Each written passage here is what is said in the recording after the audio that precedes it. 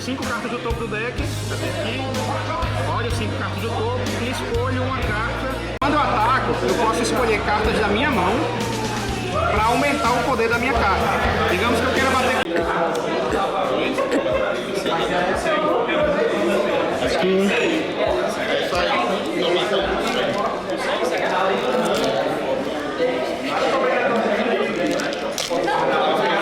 E incrível! Ah, tirei o Godita. Tirei aqui o Godita do GT. Incrível.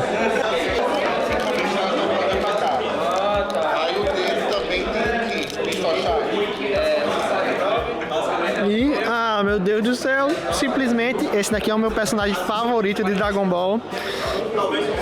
E muito bonito. Amei, amei, amei, amei, amei.